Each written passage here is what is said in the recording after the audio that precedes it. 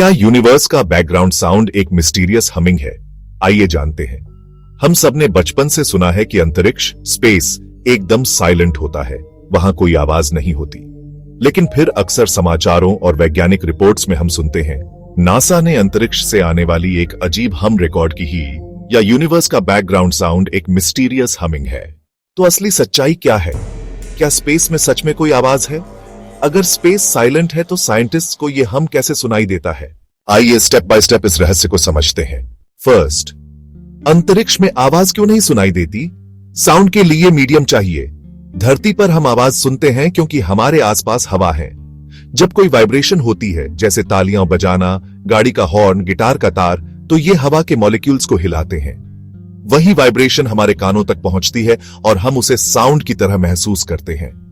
लेकिन स्पेस लगभग वैक्यूम है, यानी वहां मॉलिक्यूल्स बहुत ही कम हैं। इसलिए अगर आप स्पेस में बिना किसी प्रोटेक्शन के जाकर चिल्लाएंगे तो भी कोई आपकी आवाज नहीं सुन पाएगा। सेकंड, फिर साइंटिस्ट को स्पेस से हम कैसे मिलता है? यह एक इंपॉर्टेंट सवाल है। असल में स्पेस में बहुत सारी एनर्जीज और वेव्स ट्रैवल करती है। इलेक्ट्रोमैग्नेटिक वेव्स यानी radio waves, light, X rays, plasma waves यानी चार्ज्ड पार्टिकल्स की तरंगे, ग्रेविटेशनल वेव्स यानी स्पेस टाइम की कंपन। ये वेव्स नॉर्मल साउंड नहीं है, लेकिन इंस्ट्रूमेंट्स इन्हें डिटेक्ट करके डेटा में बदलते हैं। फिर साइंटिस्ट्स उस डेटा को ऑडियो में कन्वर्ट करते हैं, और जब वह हमें सुनाई देता है तो अक्सर वह एक मिस्टीरियस हमिंग साउंड जैसा होता है। थर्ड, यूनिवर्स के सबसे पुराना हम, cosmic background radiation. Big bang के लगभग 3.8 लाख साल बाद यूनिवर्स में ठंडक आई और पहली बार लाइट और रेडिएशन ने फ्रीली ट्रैवल करना शुरू किया। आज भी वह एनर्जी हर जगह मौजूद है, जिसे हम कहते हैं कॉस्मिक माइक्रोवेव बैकग्राउंड यानी CMB। जब साइंटिस्ट्स ने इस बैकग्राउंड रेडिएशन को साउंड वेव्स में ट्रांसलेट किया तो पता चला कि यह एक लो पिच्ड हम जैसा है। यह ऐसा है जैसे यूनिवर्स हमेशा से धीरे धीरे गुनगुना रहा हो। इसे अक्सर कहा जाता है the music of creation. Fourth, NASA के एक्सपेरिमेंट्स और स्पेस के साउंड्स।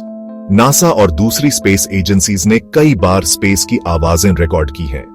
कुछ एग्जाम्पल्स, वॉयेजर स्पेसक्राफ्ट ने जब सोलर सिस्टम के किनारों पर प्लाज्मा वेव्स रिकॉर्ड किए तो जब उन्हें ऑडियो में कन्वर्ट किया गया तो वह हमिंग, विस्लिंग और ईरी साउंड्स जैसे लगे। कैसिनी मिशन सैटर्न के पास ने सैटर्न्स रिंग्स और ऑरोरास की प्लाज्मा वेव्स रिकॉर्ड की।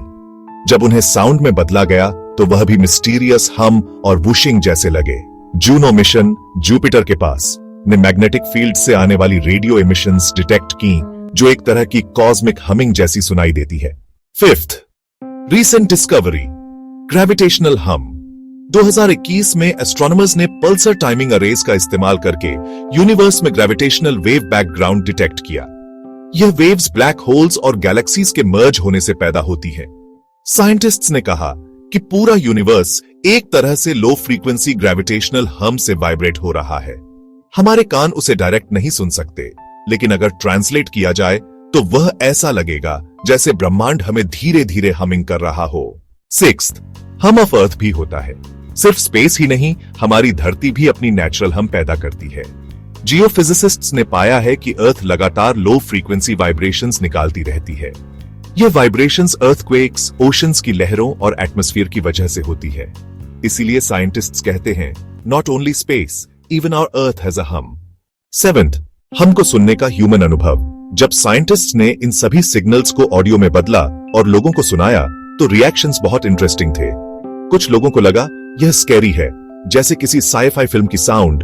कुछ लोगों को यह पीसफुल लगा, जैसे यूनिवर्स मेडिटेशन कर रहा हो, और कुछ ने कहा it feels like universe is alive and talking to us.